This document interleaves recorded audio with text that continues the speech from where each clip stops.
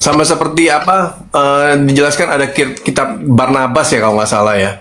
Itu masuk dalam kodeks Sinaiticus, padahal itu ada surat Barnabas kemudian dikeluarkan karena tidak dianggap sah gitu. Nah, Mungkin itu bertentangan isinya. artinya tanpa perlu menemukan mana kitab asli, kita tahu kalau kitab ini bisa dianggap, bisa dipalsukan menurut kalian sendiri, bukan kami yang bilang. Nah, parameter kalau kita beda ya Pak ya. Kita ini lagi bahas kitab suci loh, lagi bukan bahas mana yang tidak ada Syiah dan Islam berbeda jumlah surah, nggak ada. Sesesat-sesatnya Syiah, mereka tidak pernah menyatakan bahwa Quran kami itu 200 sekian surah, Quran kami itu cuma 50 surah, tidak ada. Tetap bahkan sekelas huruf muqatta'at alif lam mim pun antara Syiah sesat-sesatnya Syiah dengan Sunni tidak menjadi pertengkaran. Tapi di Kristen, jangankan tentang doktrin Syiah. Nah, maka pernyataan seluruh umat Islam dalam perdebatan menyatakan bahwa orang Kristen menggunakan kitab Spanyol, Sparonyolong, kitab palsu, itu ternyata dibenarkan oleh Bapak Yonatan Purnomo. Ya. Artinya omongan kami itu tidak lagi berbau kebencian karena memang itu fakta. Dan bukti kalau ini fakta telah disupport pernyataan ini oleh seorang doktor teologi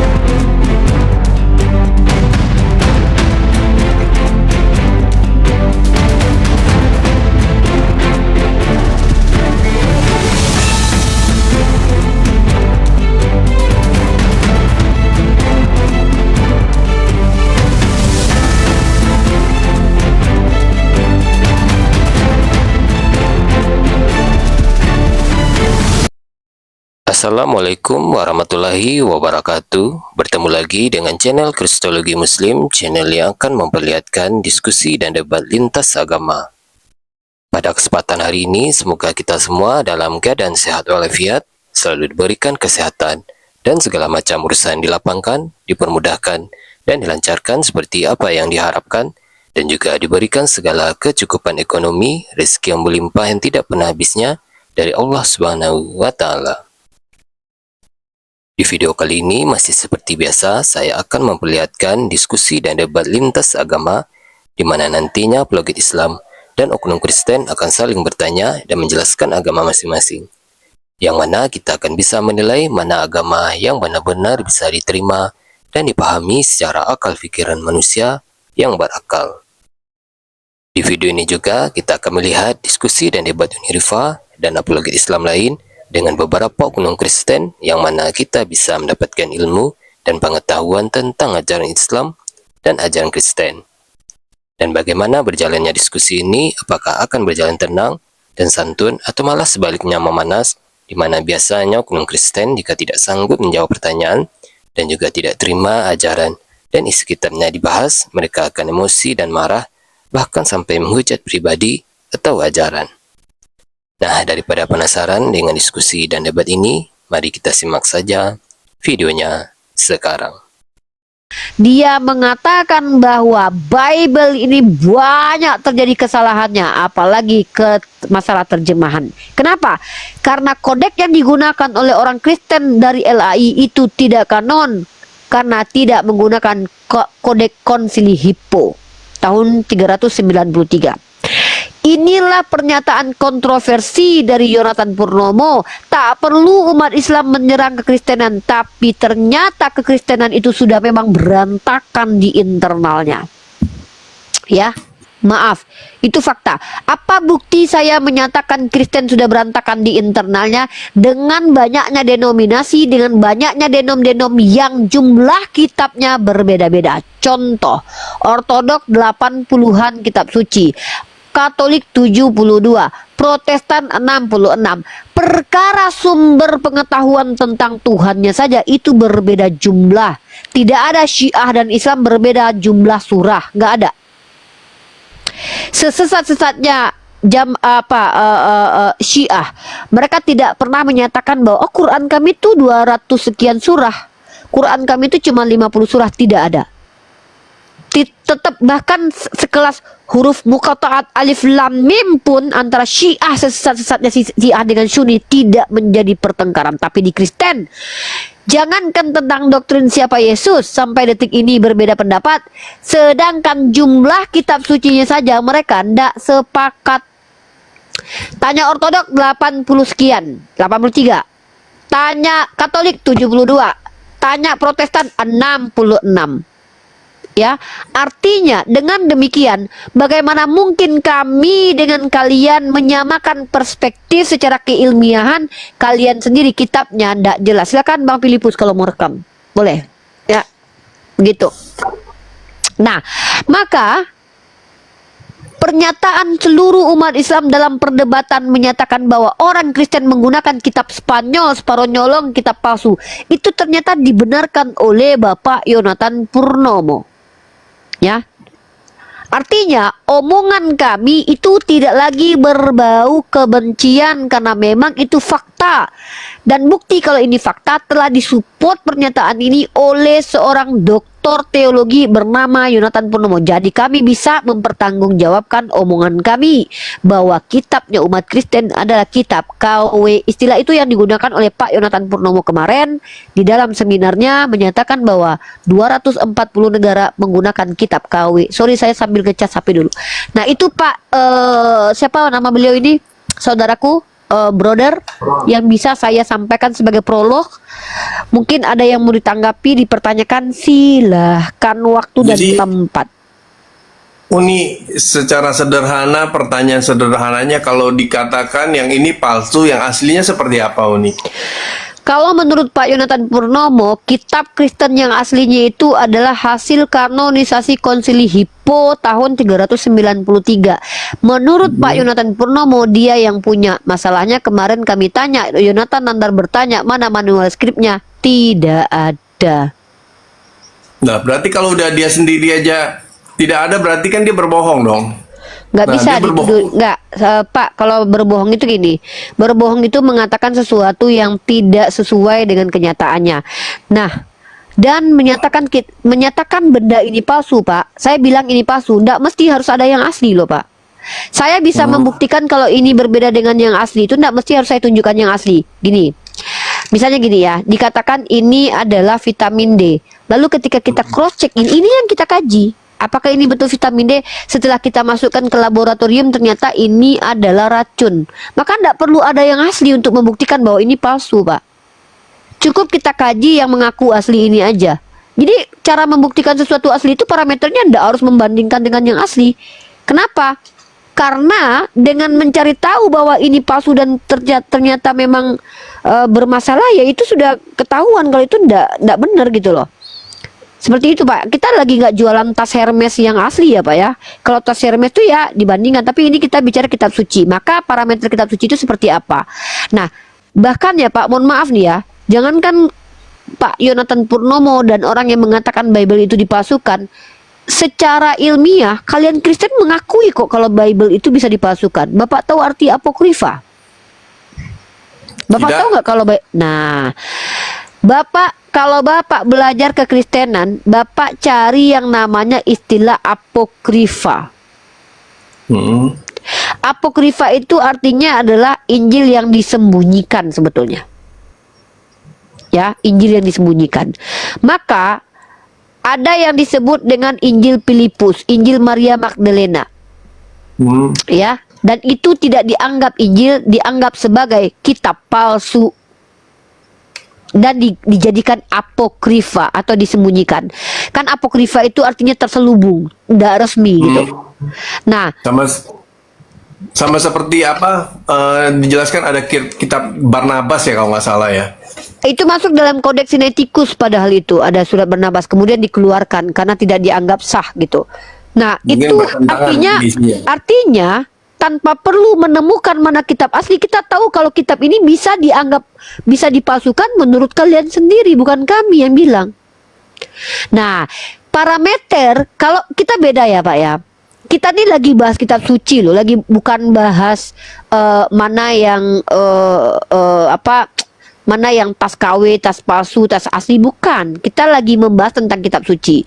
Nah, untuk membuktikan bahwa ini bukan kitab suci, kita akan menentukan beberapa parameter. Pertama, apakah ini betul-betul terjaga, apakah kontradiksi, apakah ini tahu epistemologisnya. Ya kalau tidak, kenapa harus dikatakan itu suci? Seperti itu. Jadi saya berbicara itu bukan dari ranah saya sebagai Islam ingin menyerang Kristen, itu tidak. Itu menurut saya bukan pernyataan serangan, tapi lebih ke pernyataan kenyataan akademis yang harus diterima saudara-saudara Kristen, supaya ya saya juga mengajak saudara-saudara saya Islam itu tidak debat kusir gitu. Karena ternyata selama ini ngapain kita berdebat, orang yang diperdebatkan ternyata kitab yang tidak jelas kok, kitab yang salah, kan begitu. Cuman kembali lagi, setiap orang punya motivasi beda-beda. Seperti Kang Chan bilang, terkadang kita perlu untuk mengulang-ulang untuk bicara seperti ini, karena banyak teman-teman kita yang nonton tuh jangan-jangan baru nonton gitu kan. Jadi nggak apa-apa dia tahu apa yang kita lakukan di sini, ternyata mengulang kembali supaya teman-teman Kristen itu tahu bahwa kami di sini tuh ingin mengedukasi, ingin berbagi ilmu pengetahuan seperti itu. Sebentar ini ada Pak siapa namanya, Najamuddin. Teman-teman yang mau naik silakan saya naikin, tapi saya prioritaskan dulu saudara kita yang sudah ada di atas ini. Pak Kokoron bertanya atau membuat pernyataan, monggo Pak. Ini kalau saya boleh tahu, apa sih tujuan mereka kalau misalnya orang-orang di awal itu untuk memalsukan Bible itu sendiri, ada kepentingan apa dengan itu gitu nih? Sehingga Pak, kalau kita bicara mindset ya, kalau kita bicara niat Pak, niat itu hanya yang melakukan yang tahu ya Pak. Tetapi kita bisa menganalisa. Kalau Bapak belajar sejarah kekristenan, Bapak akan tahu bahwa dulu gereja-gereja itu punya kepentingan sendiri-sendiri Pak. Ya, mereka itu punya doktrin, bahkan surat-surat yang lebih dahulu ditemukan itu surat Paulus. Artinya sudah pengajarannya oleh Paulus, nanti baru gereja mensupport pengajaran itu dengan mengumpulkan kitab-kitab yang mendukung ajaran itu. Makanya terjadi kanonisasi. Ngerti gak? Misal nih, saya ajarkan Bapak begini. Saya ajarkan bahwa Bapak ini adalah seorang Tuhan. Ya, maka saya menggaung-gaungkan Bapak Tuhan. Maka orang-orang yang mendukung saya itu ketika bertemu dengan buku-buku atau kitab-kitab, mereka tidak lagi melihat kitab itu sebagai sesuatu yang harus dikaji secara ilmiah, tapi apa? Mereka cari mana ayat-ayat yang mendukung pernyataan saya, maka mereka kumpulkan, mereka tetapkan alias dikanon menjadi kitab suci. Jadi kalau Bapak bertanya motivasinya banyak Pak, untuk mendapatkan jemaat, untuk mendapatkan eksistensi. Jadi banyak, tergantung pada orangnya ya. Kalau saya tidak tahu persis niatnya mereka, karena saya nggak kenal dengan mereka gitu. Itu Pak. Uni, saya boleh tanggapin? Menanggapi yang mana Bapak? Ya, jadi Uni berbicara bahwa ini ada maksud-maksud, ada apa, memenuhi kebutuhan orang tertentu, memenuhi kebutuhan orang-orang tertentu. Tapi gini Uni, ini kan sebagai suatu firman Alkitab itu kan sebagai, kita mempercayai sebagai firman Tuhan. Kalau itu namanya firman Tuhan, suara Tuhan, kalau tujuannya dari awal diselewengkan, nggak mungkin sampai hari ini, sampai detik ini, Alkitab itu masih ada. Dan itu masih menjadi pegangan orang Kristen. Itu loh. Ini. Oke, mungkin saya nggak ngerti, dari tadi Bapak mencoba untuk memberikan parameter sendiri ya. Parameter itu Pak, jangan diberikan sendiri loh Pak. Parameter itu jangan berasal dari pikiran kita. Parameter atau apa ya namanya ya, syarat itu ya, sebentar ya Pak Robert. Barometer. Itu ya, barometer itu jangan kita yang mengeluarkan, tapi dikeluarkan oleh banyak orang yang disepakati sebagai orang-orang yang berilmu gitu. Nah Bapak bilang begini tadi, saya ulangi, tidak mungkin Uniriva mereka itu memasukkan, toh kitabnya masih ada sampai sekarang. Pak, maaf Pak, Hindu, Weda, kitabnya orang Buddha sampai sekarang masih ada juga loh Pak. Apa Bapak bilang kalau itu betul-betul dari Tuhan? Nggak gitu cara berpikirnya, Pak. Yang namanya kitab itu bisa diklaim sebagai kitab suci, harus ada syaratnya. Kalau ada kitab dikatakan suci tapi tidak ada syaratnya, apa bedanya dengan buku porno? Apa bedanya dengan buku TTS? Apa bedanya dengan buku-buku majalah? Jadi kalau kita mau mengatakan bahwa ini kitab suci, berarti kita mengatakan ini adalah kitab yang suci. Masalahnya kenapa dia dikatakan suci? Bukan karena dia bertahan, Pak. Yang namanya ajaran sesat itu bahkan di agama Bapak Yesus berkata tetap akan bertahan panjang. Matius 23 nomor 15. Ya, celakalah kalian ahli Taurat orang Farisi yang mengajarkan agama kalian menyeberangi lautan, menjelajah daratan, mentaubatkan satu orang saja dan orang itu lebih jahat daripada kalian. Artinya Yesus sudah menubuatkan ajaran sesat itu akan bertahan. Maka ajaran sesat itu bukan berarti tidak bisa dibukukan, bisa juga dibukukan. Masalahnya adalah bagaimana cara Bapak membuktikan ini yang benar, ini yang salah. Itu yang perlu Bapak pikirkan. Buat apa Bapak? Kalau Bapak tidak percaya bahwa kitab yang dikatakan Pak Yonatan Purnomo itu tidak kanon, tidak masalah kok. Itu kan pendapat Pak Yonatan Purnomo. Tidak ada yang bisa memaksa Bapak. Bapak mengatakan botol kecap Tuhan juga nggak masalah. Tapi ketika Bapak mengatakan bahwa botol kecap itu Tuhan, Yo jelaskan alasannya menuhankan botol kecap. Apa kelayakannya? Begitu juga ketika Bapak katakan kitab Bapak suci, maka Bapak harus bisa membuktikan apa alasannya. Nah, sekarang kita nggak usah panjang kali lebar deh. Kita jujur-jujuran aja nih. Bapak sibuk memberikan parameter yang tidak sesuai. Lah, saya mau bertanya. Bapak percaya Bible itu kitab suci? Saya tidak tuntut Bapak loh melebihi kapasitas Bapak, tapi saya mau Bapak jujur, bukan pintar yang paling penting di sini, jujur. Bapak percaya Bible itu kitab suci? Sejauh ini saya mempercayainya sebagai kitab suci. tuntunan ya, kitab suci ya. Oke. Tolong berikan satu alasan kenapa Bible bisa dikatakan suci. Silakan, saya tunggu waktunya. Bapak jawab 2 menit mulai dari sekarang. Ya, saya bisa mengatakan Bible itu suci ya, itu kan isinya khususnya saya nggak cerita terlalu panjang. Kalau di Injil kan itu kan perkataan Tuhan Yesus kan, perkataan Yesus. Oke, saya jawab. Kalau Bapak bilang di Injil itu ada perkataan Yesus, maka saya tanya sama Bapak, ada buku porno kemudian dituliskan perkataan Yesus di situ, bisa nggak itu dikatakan kitab suci? Nggak bisa. Kenapa? Ya, buku porno. Karena ada perkataan Yesus di dalamnya. Itu kalau Alkitab itu kan itu serangkaian peristiwa mulai dari penciptaan sampai kepada Kristus kan, sampai kepada akhir zaman. Itu Jadi juga ada di kitab Weda, Pak. Di kitab Weda juga dijelaskan. Di kitab Al-Quran juga ada penjelasan. Apa Bapak mau mengakui Weda juga Al-Quran adalah kitab suci? Saya nggak mempelajari. Coba kasih alasan yang alasan itu tak dihancurkan oleh saya. Kalau Bapak tanya kepada saya, jelas saya menjawab. Saya bisa mengasih Bapak 100 alasan Al-Quran bisa dikatakan suci dan tidak ada yang menyamainya dan tidak ada yang bisa membantah. Contoh, apa alasan Al-Quran dikatakan suci? Pertama, suci dari kontradiksi. Kalau Bible banyak kontradiksinya. Kedua, suci dari distorsi. Tidak ada ayat tambahan, tidak ada ayat yang dikurangkan. Terbukti secara ilmiah tidak ada satupun yang bisa membuktikan itu, membantah itu. Yang ketiga, suci dari penambahan perkataan orang. Nggak ada kata-kata orang lain di situ, kata Allah semuanya. Apalagi suci karena memberikan petunjuk, bukan malah menyesatkan orang. Dibaca Bible bingung antara siapakah dia itu. Akulah dia. Dia apa? Dia bapakkah? Dia anak? Masih sampai sekarang berantem kalian. Mikana sama Agatha nggak sepakat. Akulah dia itu siapa? Berarti nggak layak dijadikan petunjuk, nggak suci. Al-Quran hudan, petunjuk, dikatakan suci. Kemudian apa lagi? Suci secara esensi apabila diterapkan apa yang diperintahkan di dalam, menguntungkan penganut agamanya dan menguntungkan orang yang tidak menganut agama tersebut. Beda dengan Kristen. Apabila diterapkan isi-isi Bible, merugikan penganutnya dan merugikan orang lain. Terbukti sepanjang sejarah. Contoh, Lukas 14:26. Barang siapa tidak membenci bapaknya, ibunya, tidak bisa jadi pengikutku. Itu ajaran yang merugikan bagi kita pribadi. Kalau saya ikut Kristen, saya harus membenci keluarga saya. Rugi saya. Kalau di Islam tidak. Apabila diterapkan isi kandungannya, menguntungkan penganut agama Islam dan menguntungkan yang tidak menganut agama Islam, maka suci ini.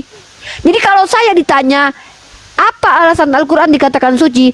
Seandainya saya sebutkan 10 ini tidak ada yang sama dengan kitab manapun di dunia. Contoh, tidak ada satupun kitab yang sama seperti Al-Quran yang tidak memiliki kontradiksi. Kalau yang disebut dengan kitab suci, tidak ada satupun di dunia ini kitab suci yang menyamai Al-Quran yang tidak bercampur dengan perkataan manusia. Sebutkan kitab suci yang tidak bercampur dengan perkataan manusia. Saya tantang kalian. Tidak ada satupun yang sama di seluruh dunia ini seperti Al-Quran, bahwa kitab ini menjadi petunjuk hubungan sosial bagaimana dengan Tuhan, dengan bagaimana dengan manusia. Tunjukkan kepada saya aturan menikah dalam Bible, tidak ada. Tunjukkan di dalam kitab Weda itu bagaimana cara menuju surga yang benar menurut Tuhan.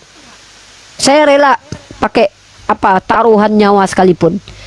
Kemudian tidak ada satupun yang mampu menghafalkan kitab, hanya Al-Quran. Tunjukkan kepada saya satu kitab yang bisa dihafal oleh anak kecil atau orang lansia atau anak muda. Tidak ada. Jadi spesifiknya alasan Al-Quran dikatakan suci tidak dimiliki oleh kitab manapun. Bagaimana mungkin hebatnya Nabi Muhammad bisa mengatakan ini suci dan bisa dibuktikan oleh saya tahun 1400 kemudian. Ini tidak ada konspirasi antara saya dan Nabi Muhammad. Saya tidak pernah bertemu beliau. Al-Quran mengatakan Bismillahirrahmanirrahim, wa in kuntum fi raibim mimma nazalna ala abdina fa'tu bi suratin min mislih. Kata Allah saya apa? Kalau kalian ragu kepada yang diturunkan kepada hamba kami, buatlah semisal Al-Quran. Wallah, sampai detik ini belum pernah saya mendengarkan ada Al-Quran palsu yang bertahan. Pak, kemarin pernah heboh. Ada ya talattaf, kalau tidak salah apa ya, itu berubah huruf shotnya. Itu heboh, Pak. Gimana mau lulus bisa memasukkan Al-Quran? Satu huruf berubah di Al-Quran aja, kitab itu langsung diketahui oleh banyak orang. Tidak bisa memasukkan Al-Quran. Kenapa?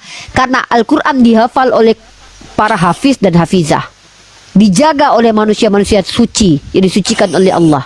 Ya, suci dalam sesuci manusia bukan berarti suci seperti Tuhan. Beda, teman-teman Kristen harus pahami itu.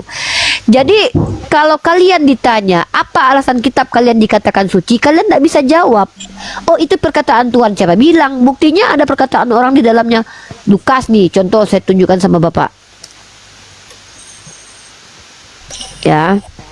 Uni, jadi sedikit saya mau nanya, itu yang kontradiksi itu yang tadi itu yang apa? Uni katakan apa? Kalau mau ngikut Yesus harus meninggalkan keluarganya atau apa? Tadi Itu apa? bukan kontradiksi, itu ayat yang merugikan diri kalau diikuti. Lukas 14:26. Itu Boleh kan, saya bicara? coba Bapak baca Lukas pasal 14 nomor 26. Oke, sebentar ya, aku sapa dulu. Assalamualaikum Ustaz Filipus. Lukas. Lukas Ustaz 14:26. Filipus, Assalamualaikum. Pak Koko sebentar ya, saya sapa tamu-tamu dulu. Bapak baca dulu Lukas 14:26, Bapak baca sendiri biar Bang Wan sapa-sapa yang bicara. masuk ya. Assalamualaikum Saya bacakan Ustaz. sebentar Uni ya. Uni, saya bacakan sebentar ya. Sebentar, Oke, sebentar, terima kasih disapa ya. dulu tamu-tamu Bang kita. Robert, Bentar Bang Pak Koko Robert, ya, disapa monitor. dulu. Bang Robert, monitor. Ya, monitor Islam Kristen Pak. Kristen. Oke, standby lupa ya. Terima kasih. Silakan Pak Koko. Oke, saya mau bacain ya. Ini perikopnya adalah segala sesuatu harus dilepas untuk mengikuti Yesus. Jadi, ini berbicara mengenai setiap orang Kristen itu kalau mengikuti Yesus ada harga yang harus dibayar, ada bagian yang harus dilakukan. Nah, ini Uni cerita jikalau seorang datang kepadaku dan ia tidak membenci bapaknya, ibunya, istrinya, anak-anaknya, saudara-saudaranya, laki-laki atau perempuan, bahkan nyawanya sendiri, ia tidak dapat menjadi muridku. Jadi di sini Uni saya mau cerita sedikit Uni ya. Minta waktu sedikit 2 menit aja Uni, nggak usah terlalu lama. Jadi makanya seorang pengikut Kristus itu harus mengikuti apa yang dikatakan oleh Yesus. Salah satunya yang seperti tadi Bang Nander sering cerita, yaitu memberitakan Injil seperti kalian tuh tadi tuh masuk katanya memberitakan Injil pada semua makhluk. Yang makanya saya sempat tanya tadi kan, apa udah dibaptis belum? Karena ayat itu kan berbicara setelah memberitakan Injil kan harus membaptis juga. Nah, jadi ini salah satu yang harus salah satu yang diajarkan oleh kitab suci adalah bukan dalam arti kata kita membenci, dalam arti kata membenci benar-benar. Maksudnya jangan sampai perhatian kita, konsentrasi kita, pikiran kita itu tercurah lebih kepada sesama, lebih kepada keluarga kita atau orang yang kita kasih daripada Tuhan. Lebih kurang seperti itu nih. Jadi ayat itu Kalau Anda masih Kristen, tidak mungkin Anda jujur mengatakan, oh iya kami harus membenci keluarga kami untuk jadi pengikut Yesus. Nggak mungkin, Pak. Anda harus menafsirkannya. Dan masalahnya adalah penafsiran Anda itu melepas konteks dari teks. Anda kalau jujur, Anda itu sedang coba mengganti istilah yang ada dalam Bible. Istilah di Bible di situ tidak ada meninggalkan. Itu perikop ditambahkan interpretasi orang lain kemudian. Perkataan yang menerjemahkan kata membenci itu dari kata maseo, Pak. Ya. Nih saya tunjukin nih. Sorry ya. Saya ini orang yang sedang tidak mau memperdebatkan teologi dan doktrin, tapi saya mau ilmiah. Tapi saya tidak paksa kalian, cara memahami kalian itu urusan kalian. Ini perikop ini bukanlah ayat. Perikop itu adalah pandangan orang ketika membaca lalu dikasihkan judulnya. Itu kan judul itu. Dan itu bukan ayat. Ayatnya Lukas 14:26 itu. Dan mari kita baca baik-baik. Kita baca kalau perlu dari ayat 25-nya. Di sini dikatakan segala sesuatu harus dilepaskan untuk mengikuti Yesus. Bahkan kalaupun kita bahas perikopnya tanpa baca ayatnya, tetap blunder kalian. Tetap tidak bisa kabur dari pernyataan saya bahwa apabila ajaran ini diterapkan merugikan orang lain dan diri sendiri. Contoh, Anda segala sesuatu harus dilepaskan untuk mengikuti Yesus. Anda sudah ikuti ini belum sebagai Kristen? Sudah melepaskan istri Anda dan anak Anda? Sudah melepaskan orang tua Anda? Jangan senyum, konsisten. Kalau tidak usah kita pakai kata membencinya deh, perikopnya aja kita bahas. Segala sesuatu harus dilepaskan untuk mengikuti Yesus. Apa kalian sudah melakukan itu? Kalian sudah tinggalkan istri kalian? Sudah, Bapak sudah lepaskan istri Bapak sebagai istri? Uni, Lepas dong.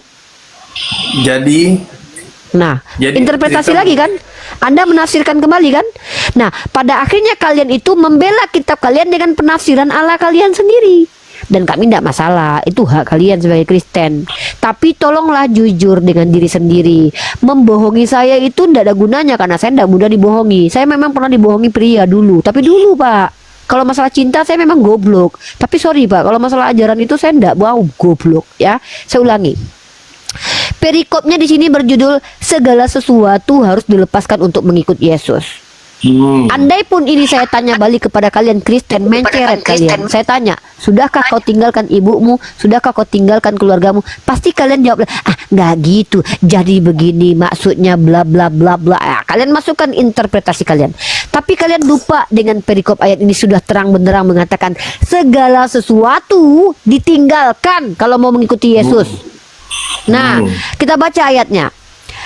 Pada suatu kali banyak orang berduyun-duyun mengikuti Yesus dalam perjalanannya. Sambil berpaling dia berkata kepada mereka. Lalu Yesus ngomong nih sama mereka nih. Jikalau seorang datang kepadaku dan ia tidak membenci. Lalu kalian interpretasikan kata membenci dengan melepaskan. Kalian ganti diksi dari membenci itu. Ini saya tunjukkan kepada Anda. Ya, saya tunjukkan kepada Anda.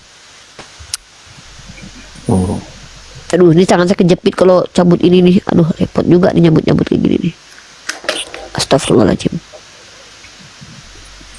Saya besarkan dulu nih ya.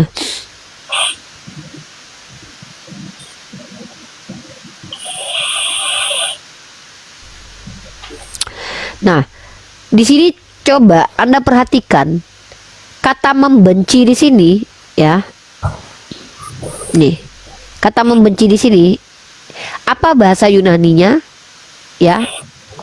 Bahasa Yunaninya apa? Ini, miseo. Bapak lihat di sini miseo, tidak ada satupun terjemahan miseo ini melepaskan tuh tidak ada, Pak.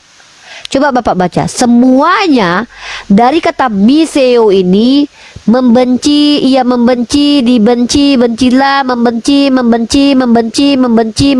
Tidak ada pilihan lain kecuali terjemahannya membenci. Tiba-tiba dibuat perikop jadi melepaskan. Artinya perkataan Yesus kalian yang terjemahkan sendiri, yang artikan sendiri gitu loh. Perkataan-perkataan Yesus kalian yang interpretasi, padahal yang lebih tahu perkataannya sendiri adalah Dia. Di mana coba Yesus mengajarkan apa yang Anda ajarkan tadi itu? Saya tanya nanti menseret, tidak akan ketemu. Karena itu interpretasi gereja kalian. Tapi ya enggak masalah, lagi-lagi enggak masalah. Cuman Anda lagi bicara dengan saya sebagai seorang muslimah. Tentu saya tidak peduli dengan doktrin kalian. Kalau saya sebagai orang yang berpikir tanpa doktrin, saya sangat jelas sekali mendapatkan ayat ini. Ini perintah untuk membenci keluarga. Karena apa? Tidak ada satupun orang yang bisa jadi pengikut Yesus kalau tidak membenci keluarganya. Saya bisa bahasa Indonesia kok. Ini bahasa Indonesia kok. Bahasa Yunaninya pun jelas kok, membenci kok, bukan melepaskan. Tapi karena kalian punya naluri, nggak mungkin Tuhan mengajarkan kebencian, maka kalian ganti diksinya, kalian interpretasikan gitu loh. Itu yang kalian lakukan selama ini kepada kami. Dan bagi kami tidak masalah. Cuman ya Bu, saya hanya menghimbau. Keselamatan itu adalah hal yang sangat mahal. Yesus bahkan mengajarkan untuk meninggalkan banyak hal untuk keselamatan. Tapi kalian untuk mendapatkan keselamatan aja kalian tidak jujur. Saya tidak berharap Bapak Koko ini orang yang saya hadapi adalah orang cerdas. Enggak Pak. Saya lebih bangga punya teman yang biasa-biasa saja kadar intelektualnya, tapi jujur gitu loh. Coba jujur dengan sangat dalam hati Bapak. Kalau saya bertanya sama Bapak, saya bacakan ayat ini. Jikalau seorang datang kepadaku dan ia tidak membenci bapaknya, ibunya, karena ini awal perikop loh, saudara lakinya dan perempuan bahkan nyawa sendiri, ia tidak dapat menjadi muridku. Maka pertanyaan saya, kalau jujur nih, Bapak jujur berdasarkan ayat ini, bagaimanakah cara supaya untuk menjadi murid Yesus menurut ayat ini? Apa jawaban Bapak? Uni, jadi ini juga tidak tidak berbicara mengenai membenci orang lain, juga harus membenci diri sendiri. Jadi Ya, saya tidak membantah itu. Intinya membenci, Pak. Maka pertanyaannya adalah, bagaimana menurut Yesus supaya menjadi muridnya menurut ayat itu? Apa yang harus dilakukan? Sulit, Pak, jujur Ya, ya. pas lagi masih Kristen. Nggak, memang sulit. Kenapa? Karena secara naluri itu bertentangan dengan Bapak sebagai manusia yang human being. Bapak punya naluri. Nggak mungkin Bapak mengakui bahwa iya Tuhan saya mengajarkan membenci. Nggak mungkin. Karena dengan begitu Bapak sudah mengatakan Tuhan Bapak bukan Tuhan. Tetapi kembali lagi, saya tidak memaksakan pendapat saya kepada Bapak. Bapak Kristen, Bapak punya doktrin, punya pemahaman, punya interpretasi, it's okay. Tapi saya menghimbau Bapak untuk jujurlah. Saya nyanyikan sebuah lagu buat Bapak. Jujurlah padaku bila kau ingin selamat. Jujur pada dirimu, itu keselamatanmu. Jangan kau dustai, nanti masuk neraka, menangis di alam sana. Gitu ya Pak ya. sudah Uni. Silakan Pak. Uni, minta 30 Ya, Pak. detik. Iya. Setelah Uni membaca ayat yang berbicara untuk membenci saudara, orang tua, di bawahnya ada lagi lanjutannya.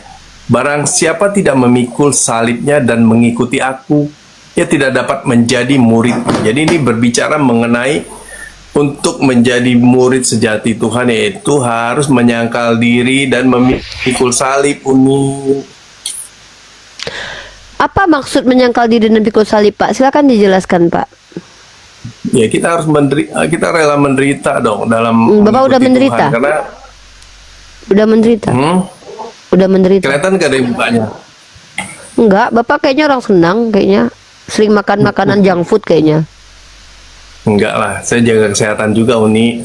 Ya makanya saya tanya, Pak, kan poin pembicaraan kita adalah kalau ini memang dari Tuhan, kenapa ajaran ini kalau diterapkan sesuai tekstual, kontekstual itu merugikan kita? Pak, merugikan Pak, kalau saya harus menyangkal diri saya, itu merugikan sendiri. Kalau Makanya dihabis saya bilang, potong-potong, memang begitu nih. loh, Ayatnya saya kalau ikuti dia kan potong-potong kan memang saya begitu. ikuti tadi loh. Ini kan sudah saya masuk pada mengikuti Bapak. Kan Bapak bilang harus menderita. Berarti betul dong kata saya bahwa kalau Kristen diterapkan agamanya itu merugikan diri sendiri dan merugikan orang lain. Islam diterapkan isi kitabnya menguntungkan diri sendiri, menguntungkan orang lain. Maka bagaimana mungkin Tuhan mengajarkan untuk merugikan diri sendiri sementara Tuhan itu Maha Pengasih sifatnya. Bapak sendiri yang bilang kan bahwa itu Bapak harus menderita. Ya udah kan merugikan diri sendiri itu. Bapak harus pikul salib, harus menanggung penderitaan. Makanya saya tanya, udah menderita belum? Jadi ketika Bapak sendiri tidak konsisten dengan diri Bapak, itu bukti kalau Bapak sedang tidak benar. Kebenaran itu terbukti dengan konsistensi dan koherensi, Pak. Kalau yang saya bicarakan tidak koheren dengan realitas, itu bohong saya. Contoh, Pak, saya inilah perempuan loh, ternyata saya, mohon maaf nih, sebenarnya saya laki-laki, diuji medis, maka saya berbohong. Tapi kalau saya mengatakan, Pak, sebenarnya saya ini perempuan, bukti-bukti medisnya mendukung, koheren apa yang saya ucapkan dengan kenyataan, maka itu benar pernyataan. Lah, tadi ketika Bapak berkelit ketika mengatakan itu kan tidak membenci, Uni Bapak jelaskan, maksudnya meninggalkan. Ya udah, Bapak udah tinggalkan belum? Bapak tersenyum tidak menjawab. Lalu saya bilang, ya merugikan ajaran ini. Artinya statement saya menunjukkan bahwa Kristen ajarannya merugikan untuk penganutnya dan orang lain itu tidak berubah, tidak terbantahkan. Justru Bapak benarkan dengan penjelasan Bapak tetap membuktikan bahwa ajaran Kristen kalau diterapkan merugikan diri sendiri dan merugikan orang lain. Dan ini mustahil dari Tuhan. Kenapa? Tuhan yang Maha Pengasih tidak mungkin merugikan hamba-hambanya. Saking cintanya Tuhan kalian, dia lebih mau merugikan dirinya daripada kalian. Tapi ternyata ajarannya juga merugikan diri kalian sendiri. Maka ini kontradiksi. Kontradiksi dengan apa yang kalian sonding-sondingkan selama ini. Enggak, boleh saya jawab Uni? Pertanyaan mana yang Bapak jawab? Saya nggak nanya. Pernyataan bukan pertanyaan. Iya, yang mana pernyataannya mau ditanggapi? Yang Uni bilang merugikan diri sendiri. Jadi gini Uni, maka itu hebatnya kan ajaran Kristus. Dibantah itu apa? dulu. Kalau Bapak sendiri. sudah akui memang merugikan diri sendiri, berarti kita tidak perlu berdebat. Karena poin saya, Kristen ajaran merugikan diri sendiri dan orang lain. Sudah pasti Itu kalau Bapak dalam memikul salib kan Betul. itu kan betul berarti merugikan. Ya sudah. Ya udah, saya tidak butuh alasannya. Nggak usah dijelaskan alasannya. Yang penting Bapak sudah setuju dengan saya bahwa Kristen adalah ajaran yang merugikan diri sendiri dan orang lain. Clear?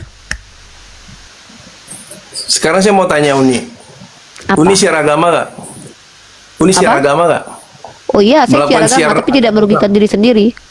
Uni pergi gitu misalnya ke pedalaman itu Itu tidak merugikan diri sendiri, Pak. Karena kami tidak disuruh bodoh, Pak. Uni menghabiskan waktu Uni gak? Menghabiskan waktu Tidak rugi, kebersamaan Pak. dengan Saya tidak rugi ketika saya meninggalkan anak saya untuk syiar agama. Pertama, saya tidak dirugikan karena ketika saya memiliki ilmu, Allah memberikan kedudukan kepada saya, bahkan bukan secara spiritual.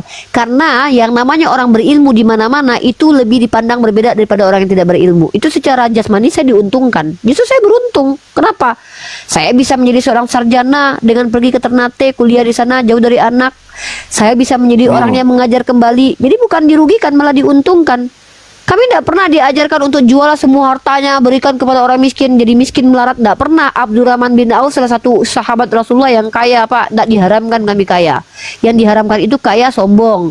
Begitu juga kemudian Sayyidah Aisyah menjadi ulama, kemudian perempuan mulai cerdas. Jadi tidak ada yang dirugikan di situ, malah diuntungkan di situ. Kecerdasan kami dapatkan, kekayaan bisa kami dapatkan, apalagi intelektual, relasi kami dapatkan. Dengan kami berdakwah kami dapat relasi. Tapi ketika diperintahkan tinggalkan semuanya untuk mengikuti Tuhanmu, lah ini Tuhan kok NPD sekali gitu loh, pengen banget kita menderita untuk memuliakan dia. Tuhan saya bahkan mengatakan la yukallifullahu nafsan illa wus'aha. Tidak ada ujian dan cobaan itu Allah bebankan kepada hamba-hambanya melampaui kemampuan hamba-hambanya. Kenapa? Segala sesuatu yang Allah perintahkan itu menguntungkan diri sendiri, termasuk sholat. Sholat itu tujuannya supaya kami tidak bermaksiat. Jadi tidak ada ceritanya di ajaran Islam itu ketika diterapkan ajaran itu rugi kami. Untung malahan kami, Pak. Kalau Kristen kan lucu. Semakin dijalankan agamanya, semakin menderita. Tapi ngakunya Tuhannya kasih. Kan lucu. Klaimnya adalah saking kasihnya Tuhan kami, dia mati menanggung dosa kita. Tapi kalian diajarkan menderita. Kami, Tuhan kami tidak perlu mati dan menderita untuk menyelamatkan kami. Dan ketika kami mau menghapuskan dosa kami, kalau kami masih di dunia, tidak perlu juga harus mati juga, nggak perlu juga kami harus menderita. Bertaubat taubatan nasuha, kemudian diganti berhenti dari perbuatan maksiat, diganti dengan perbuatan baik. Itu malah diuntungkan kami, terhapus dosa kami, disuruh kami lebih baik lagi akhlaknya. Kan untung saya, jadi lebih baik saya, dosa terhapus. Di Kristen Tuhannya udah mati menanggung dosa kalian, katanya Tuhannya Maha Pengasih. Tiba-tiba kalian disuruh lagi menderita untuk ikut dia. Belum lagi kalau Bapak baca 1 Petrus pasal 2 nomor 18. Hamba-hamba patuhlah kepada majikan yang bukan hanya baik tapi juga bengis. Diajarkan tutorial menjadi budak sejati loh. Makanya saya bilang, kekristenan itu agama yang berpihak kepada orang jahat dan sangat tidak berpihak kepada korban kejahatan. Kenapa? Korban kejahatan diajarkan untuk tidak melawan kejahatan. Para penjahat diajarkan untuk dikasihi. Jadi Itu ajaran artinya Bapak tunduk- ini ajaran yang berpihak kepada orang jahat, merugikan korban kejahatan. Itu loh. Itu artinya tunduk pada otoritas, hai hamba-hamba. Otoritas apa? Setialah kepada bajikanmu. Bukan gitu, bukan gitu bunyinya. Baik Nih, maupun saya mau tunjukkan dia sama jahat. Bapak. Nah, Nih saya tunjukkan sama Bapak 1 Petrus pasal Ya. 2 nomor 18 nih. Nih saya tunjukkan sama Ya. Bapak. Kita jangan jangan selewengkan pasal kedua nomor 18 nih. Ini saya tunjukkan dan saya tunjukkan realitas yang gara-gara ayat ini apa yang terjadi sepanjang sejarah ya. Hai kamu hamba-hamba, tunduklah dengan penuh ketakutan. Bapak, budak disuruh ketakutan kepada tuan dan majikan loh. Kita disuruh hidup dalam penuh ketakutan. Tuhan bukan malah menenangkan. Katanya Tuhan ini telah menebus dosa kalian supaya kalian aman, merasa tidak perlu takut lagi. Tapi justru diajarkan supaya ketakutan menghadapi majikan. Bukan saja kepada yang baik tapi peramah, tapi juga kepada yang bengis. Kontradiksi Pak dengan apa yang kalian sondingkan di hadapan kami selama ini. Nah, yang itu yang pertama. Yang kedua adalah saya tanya sama Bapak, seandainya istri Bapak adalah budak, ayat ini menjelaskan Bapak boleh nggak melawan kepada majikan yang jahat? nggak boleh. Kalau Bapak duburnya dipakai sama majikannya, Bapak lawan nggak dia? Itu kan bukan cerita masa kini, itu kan perumpamaan. Enggak. Itu Pertanyaan peristiwa itu nyata, apa? loh. Apa? Itu Ini kan peristiwa perumpamaan. nyata, loh. Tunggu, Itu ini perumpamaan. Yes. Tunjukkan kepada saya, tunjukkan satu scholar Bapak yang mengatakan kalau ini perumpamaan. Silakan, Pak. Waduh. Saya. Sudah? Bapak itu namanya ngelestologi namanya, Pak. Nggak ada satupun scholar Bapak yang mengatakan ini perumpamaan. Bahkan ayat ini yang menjadi asbab terjadi penjualan budak di transatlantik oleh gereja Anglikan. Gimana sih, Pak? Uni, Aduh. ini Pak, tunjukkan kepada saya kalau 1 Petrus pasal 2 nomor 18 itu adalah perumpamaan. Apanya yang diumpamakan di situ, Pak? Itu perintah, Pak. Pak, itu perintah Diumpamakan. dari penulis kitab Petrus. Perintahnya begini, Bapak baca. Di situ tertulisnya penderitaan Yesus menjadi suri tauladan kalian. Semakin kalian menderita asbab yang tidak kalian tanggung, kalian semakin dikasihi Tuhan. Makanya aku bilang, di Kristen ini dibolak-balik sama dia. Bentuk kasih Tuhan dengan menganiaya anaknya. Bentuk kasih Tuhan kepada Kristen dengan cara apa? Membuat kalian menderita. Baca di ayat ke-19-nya, mana ada perumpamaan itu. Hai kamu hamba-hamba, tunduklah. Itu perumpamaan tuh. Itu teriakan, Pak, perintah, Pak. Gimana sih Bapak? Kok Bapak kok nipu saya terang-terangan gini? Nggak boleh dong. Masa saya ditipu terang-terangan? Janganlah, saya jangan dibohongin terang-terangan lah. Saya itu paling anti. Pak, saya berdua aja Pak ngobrol Pak sama laki, sama cowok dibohongin begitu aja saya marah besar loh. Apalagi di depan 3,4 ribu saya dibohongin hidup-hidup. Jangan dong, saya orang Padang loh Pak. Orang Padang tuh paling anti banget. Iya, jangan dong. Nggak usah curhat, Bunda Gembala. Iya, maksudnya saya aja berdua-duaan Pak ya dibohongin sama laki Pak, sakit hatinya 2 tahun 3 tahun nggak hilang-hilang. Ini Bapak bohongin saya di depan 3,4 ribu orang loh. Sedih saya rasanya. Masa saya dikibulin Bapak dibilang itu ayat perumpamaan. Nggak ada satupun pendeta yang pernah mengatakan kalau itu perumpamaan Pak. Makanya ayat itu menjadi dasar terjadinya doktrin Dum de Versas. Bapak tahu doktrin jadi Dum de hamba di Versas situ nggak? siapa Uni? Uni Ya hamba-hamba yang- itu ya budak-budak lah Pak. Namanya juga hamba-hamba, gimana sih? Ayat itu mengajarkan supaya para budak itu patuh kepada majikan-majikan mereka. Sudah ada belum budaknya di sana? Loh, pada waktu itu perbudakan masih ada. Pak, perbudakan itu berhenti sejak Abraham Lincoln loh Pak. Memang Ada ada. lah. Lah terus Tapi ini kan Bapak nanya itu buat bukan- apa? Bukan jelas-jelas dikatakan kepada di hadapan para budak-budak Uni. Lah dari mana Bapak tahu kalau nggak ada budak depannya? Orang itu ngomong, "Hai kamu hamba-hamba," gimana? Ini Pak, udah. Bapak jangan ngeles dengan menjelaskan iman Bapak kepada saya yang salah kaprah itu. Bapak bukan pendeta, mending Bapak nanya aja tentang Islam lah Pak. Saya nggak mau mempermalukan Bapak, serius. Udah lah Pak, Saya nggak ada jangan Bapak pertanyaan tentang berkelit. Islam. Nggak. Saya nggak ada Ya udah pertanyaan kalau tentang gitu Islam. kita suruh yang lain aja bertanya ya. Saya semakin saya membuat teman-teman Kristen babak belur tuh saya semakin sedih Oke sebenarnya. ya, Karena saya ini ya keluar ya. Salam tapi saya ya. minta maaf ya Pak. Tunggu sebelumnya Bapak sebelum turun. Yang pertama saya mengucapkan terima kasih kepada Bapak Koko dengan kesantunannya luar biasa ya. Bapak kalaupun ada Kristen yang santun Bapak salah satunya. Yang kedua saya minta maaf dengan sangat kalau mungkin ada diksi-diksi dan perkataan saya tadi yang mungkin menyinggung Bapak sebagai umat beragama Kristen. Percayalah Pak, terkadang kebenaran itu menyakitkan. Bisa jadi itu seperti obat yang pahit di awal tapi menyembuhkan insya Allah. Saya tidak ada niat menyakiti Bapak karena saya tidak kenal Bapak ya. Saya tidak kenal Bapak, kita tidak ada masalah pribadi. Artinya saya tidak mungkin benci Bapak. Karena kalau mencintai itu boleh tidak ada alasan Pak, tapi kalau membenci wajib ada alasan Pak. Hanya orang psikopat yang membenci tidak ada alasan. Jadi saya tidak ada alasan membenci Bapak ya. Artinya saya menghormati Oke. Bapak sebagai orang yang sopan, kita saudara satu NKRI, kita satu negara. Tapi kembali lagi, kebenaran itu memang tidak mengenal perasaan Pak ya. Mohon maaf kalau sekali lagi mungkin dari diksi-diksi saya tadi agak keras. Saya tidak bermaksud untuk merendahkan Bapak dan iman Bapak. Saya hanya berharap Bapak berpikir kemudian bisa betul-betul berada di kebenaran, karena itu bentuk cinta kasih saya sebagai seorang muslimah kepada manusia yang pada dasarnya lahirnya fitrahnya sebagai muslim, kemudian orang tuanya yang menjadikan dia Nasrani dan Yahudi. Seperti itu. Tapi kalau Bapak menolak, maka dalam Al-Quran surah Al-Baqarah ayat ke-6 Allah saya mengingatkan saya bahwa innal ladzina kafaru sawa'un alaihim a'anzartahum am lam tunzirhum la yu'minun. Sama saja bagi mereka yang memang menolak ajaran Allah, mau diberi petunjuk atau tidak, mereka tidak akan beriman. Lakum dinukum waliyadin. Bapak salam toleransi, sehat selalu. Saya minta maaf, jangan jadikan saya sebagai musuh. Kalaupun saya jadi musuh, Bapak harus Salam ya. mengasihi Semuanya musuh salam ya. Bapak seperti Bang Andar, mana Bang Ya, Andar? sehat-sehat Pak Koko. Bapak orang baik, orang santun, luar biasa. Sama-sama, Bang. Bangga bisa bertemu dengan Bapak. Ini kenapa saya itu sebenarnya tidak mau debat dengan teman-teman Kristen perkara kitab mereka. Saya tidak mau menyakiti hati teman-teman saya Kristen, teman-teman ya. Saya mau Bapak tadi itu berpikir, tapi ya sudahlah, jangan kita rendahkan beliau. Beliau luar biasa secara attitude, kita hargai, kita sangat respect dengan attitude beliau, luar biasa ya. Tidak mudah untuk menjadi seorang yang mendapatkan hidayah, karena hidayah itu hadiah dari Allah. Maka orang-orang pilihan adalah orang-orang yang memilih untuk terpilih. Kalau kamu tidak mau memilih dirimu untuk terpilih, maka kamu tidak akan dipilih oleh Allah. Wallahu a'lam bishawab. Oke Pak Robert, silakan Pak Robert. Silakan Pak Robert. Selamat malam. Dia mana, Pak Robert? Selamat malam, brother. Iya, saya Kristen. Saya cuma mau bertanya, Mbak. Silakan. Saya nggak terlalu pandai berdebat. Karena tadi yang saya dengar katanya Mbak Uni bilang kalau Injil itu palsu. Bukan saya yang bilang, yang mengatakan itu Pak Yonatan Purnomo, doktor teologi, yang seminarnya kemarin tanggal 6 Desember saya dan Yonatan Andar berkesempatan hadir.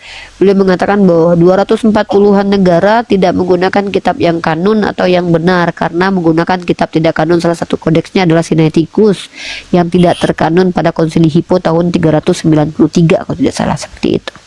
Bukan Tapi saya yang bilang. kalau menurut Bunda Uni, Injil itu palsu atau tidak? Ya saya tidak bisa, Masya Allah ada lele, terima kasih Bang Krusher. Saya tidak bisa mengatakan itu Injil ya dek.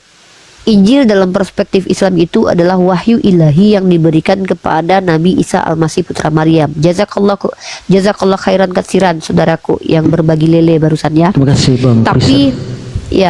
Tapi brotherku, saya secara ilmiah, dan ini adalah esensi dari kitab yang kalian pegang, menurut agama saya dan menurut kaidah ilmiah, kitab Anda itu adalah kumpulan tulisan-tulisan karangan manusia yang dianggap firman Tuhan. Oh, gitu. Dan itu bukan kata saya. Oke, karena saya bicara, saya berkewajiban membuktikannya. Izin ya? Boleh ya? Oke. Silakan Anda buka Lukas pasal 1. Ini bukan kata saya ya, ini kata kitab Anda.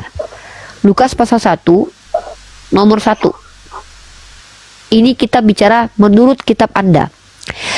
Theophilus yang mulia, banyak orang telah berusaha menyusun suatu berita tentang peristiwa-peristiwa yang telah terjadi di antara kita, seperti yang disampaikan kepada kita oleh mereka yang dari semula adalah saksi mata dan pelayan firman.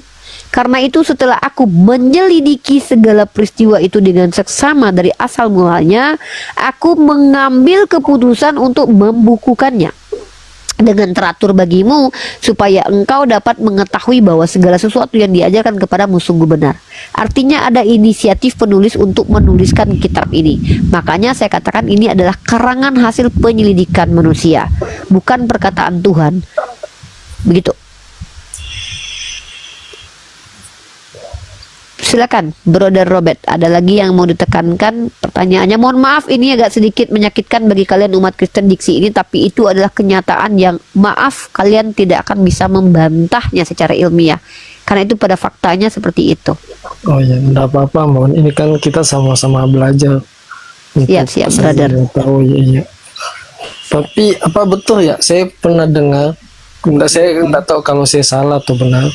Katanya kan kalau di dalam Al-Quran juga dikatakan bahwa Muslim juga wajib mengimani Taurat dan Injil. Apa betul itu, Mbak? Pertanyaan bagus, luar biasa. Ini yang sering terjadi kesalahpahaman di benak teman-teman Kristen saya, bahwa teman-teman Kristen itu memahami kata imani ini artinya adalah menjadikan kitab itu sebagai panduan berkeyakinan. Saya akan bacakan ayatnya dalam Quran surah Ali Imran untuk menjawab pertanyaan saudaraku Bang Robert. Sebar. Biarkan Al-Qur'annya menjawab apa yang dimaksud dengan mengimani Injil dan juga Taurat. Mana ini? Sabar ya, saya keluarkan dulu Al-Qur'annya. Aduh, kok mana ini hilang? Quran.com. Quran surah Ali Imran. Oke, kita lihat dalam Quran surah Ali Imran. Saya bacakan ya buat saudaraku Robert. A'udzubillahi minasyaitonirrajim. Bismillahirrahmanirrahim.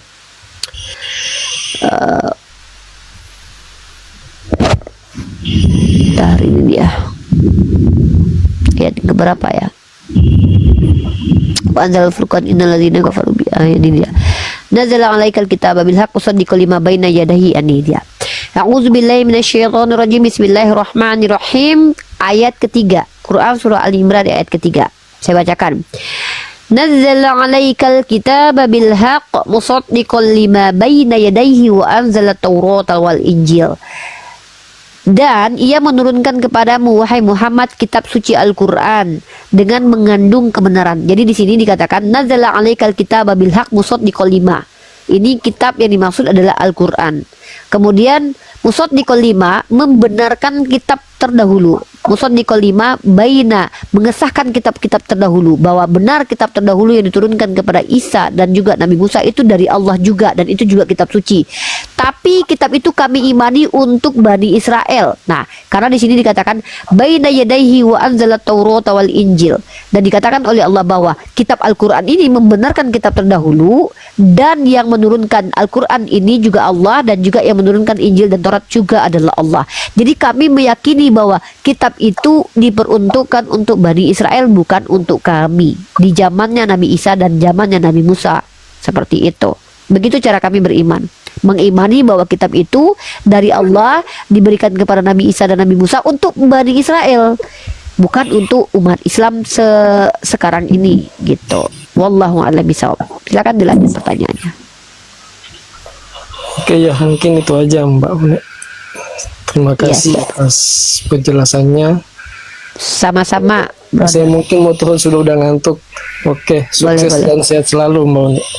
Siap-siap, sehat-sehat selalu juga, my brother Robert. Terima kasih Pak Robert ya. Terima kasih Lain kali ya. Ada waktu boleh datang ke sini Pak ya. Kapan-kapan ada waktu silakan lagi berkunjung ke sini. Insya Allah kita akan apa ya namanya, temani dengan Berdiskusi bil santai. hikmah ya, diskusi santai gitu.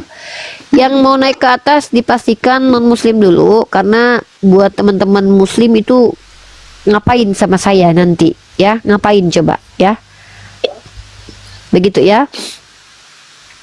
Halo Hunter, perkenalkan agamanya. Tante naik nanti. Assalamualaikum warahmatullahi wabarakatuh. Assalamualaikum. Warahmatullahi wabarakatuh. Suara laki dia. Suara itu. Ya, suara laki dia. Laki kau ternyata ya. Aku Hunter, selamat suaminya. malam Hunter. Tunggu saya naik. Hunter. Hunter ini pemburu. Saya hapus dulu yang ini, yang muslim dulu ya. Kita naikkan aja dulu yang non muslim ya teman-teman ya. Hunter turunkan aja Bang, one kick aja kalau nggak ada suara, kita naikin aja. Oke. Pilih-pilih. Gimana keadaanmu Tante Miko Celok? Agak mendingan, tapi lagi lemas semuanya. Manja Jauh kali ini kau, nggak usah sudah. kau mengemis-kemis belas kasihan depanku, nggak sudi aku. Oh ini suaminya tante. Kok laki? Iya, suaminya Tante Mika. Teman-teman yang di apa, tunggu saya bersihkan dulu ya. Ini terlalu banyak yang minta naik dan kebanyakan itu muslim. Saya harap yang naik itu naiklah yang non muslim biar diskusinya jalan ya. Buat teman-teman di bawah yang tidak ada kepentingan, tidak usah naik ya. Sahabat-sahabat Islam, jangan lalu buat permintaan ke sini ya. Kami Iya. utamakan teman-teman daripada Kristen ya. Iya, kita utamakan saudara kita non muslim biar mereka tuh tidak salah paham lagi dengan agama kita. Kita coba jelaskan kepada mereka ya. Banyak sekali yang mau minta naik, ini saya harus hapus-hapusin satu-satu nih. Nambah-nambah kerjaan saya jadinya nih. Yang ini aja, yang Kristen aja yang naik.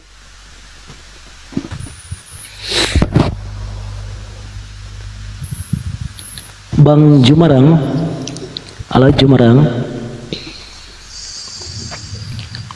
Jumarang, halo Jumarang.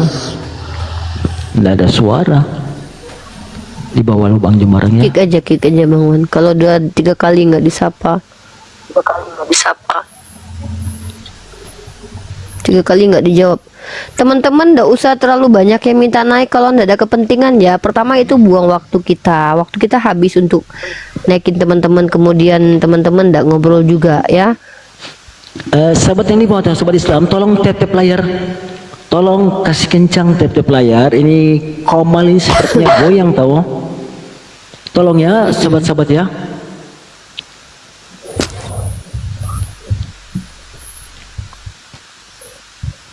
Oke Bang Tataring, selamat malam Bang Tataring. Tataring. Once more again Tataring.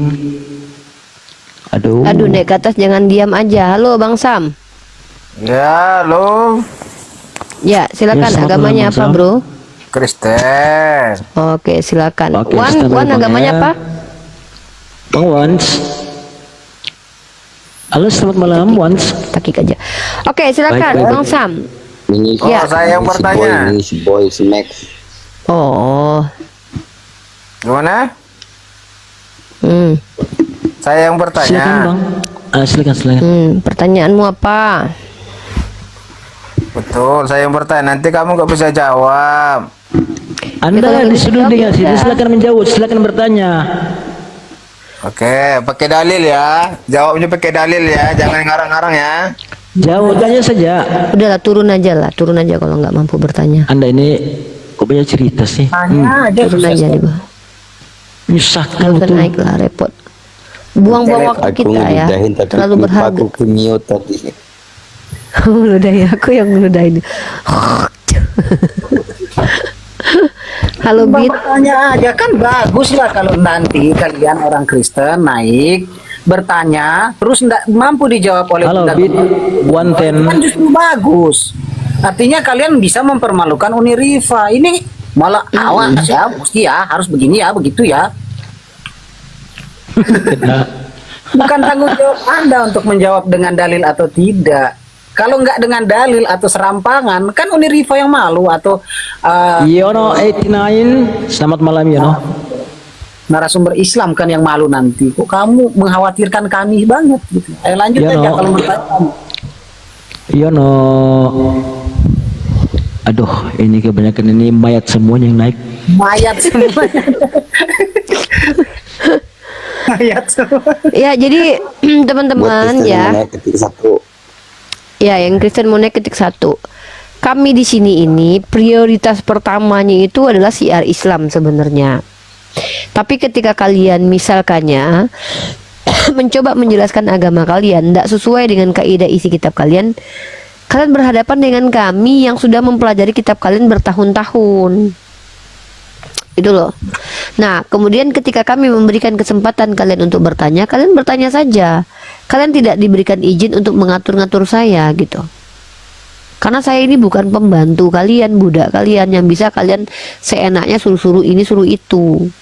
Saya mendedikasikan diri, waktu saya buang ini bukan sia-sia gitu aja. Bukan jadi budak kalian, tidak. Tapi saya di sini mengikuti ajaran agama saya untuk menyampaikan kajian Islam walaupun hanya satu ayat yang dibahas di sini. Lulus Hadi, naikkan aku Kak. Oke, saya coba naikin kalau bisa. Nggak bisa Kakak Lulus Hadi, soalnya Anda akunnya privat. Minta naik aja. Kakak Lulus Hadi minta naik, nanti kita naikin. Ya, karena kita nggak bisa jambak Anda. Ya. Kau tanya aja ya, nggak usah kau atur-atur. Kalau kau nggak mau nggak bisa bertanya, nggak apa-apa. Nggak usah bertanya, Boy ya. Teman-teman yang mau naik, minta permintaan naik. Jangan kalian tuh kayak kami yang harus menjambak kalian, karena kami kadang akun kalian tuh nggak bisa dijambak karena kalian privat, gitu ya. Nah, kita lanjut ya. Jadi yang mengatakan kitab kalian itu bermasalah itu bukan kami umat Islam. Jadi kalian sebenarnya tidak patut marah kepada kami. Kami ini mengutip perkataan-perkataan doktor-doktor dan para skolar kalian. Justru kalian harus berterima kasih kepada kami. Kami ingatkan kalian atas apa yang betul-betul diomongkan oleh para ahli kalian gitu loh, supaya kalian itu ya selamat. Tapi kalau kalian misalkannya bilang menurut saya, menurut kami, ya sudah, kita nggak perlu memaksa itu kok. Cuman ketika kalian membuat sebuah statement, ya kalau bisa ya buktikan supaya itu tidak menjadi omong kosong saja.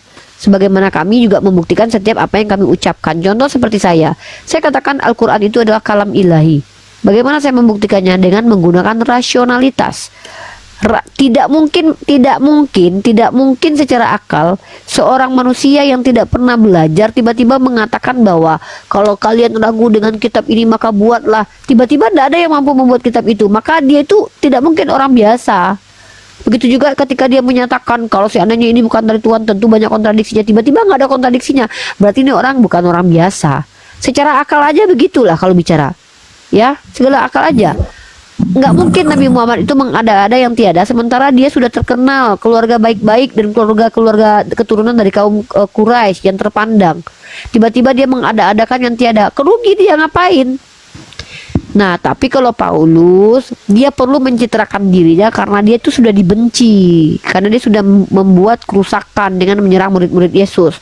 Maka untuk mengambil alih lagi perhatian dari murid-murid Yesus, dia ya harus pura-pura baik, harus pura-pura terlihat baik gitu loh guys.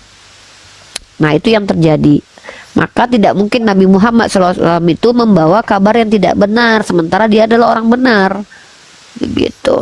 Tuhannya yang hamba Tuhan ketik, Tuhan yang punya Tuhan gitu loh. Tuhan yang punya Tuhan silakan naik. Yang menuhankan Tuhan bertuhan silakan naik. Yesus, kata Edis, Yesus itu hamba Tuhan. Jadi Tuhan yang hamba Tuhan silakan naik. Iya. Tuhan yang hamba Tuhan silakan naik. Gitu.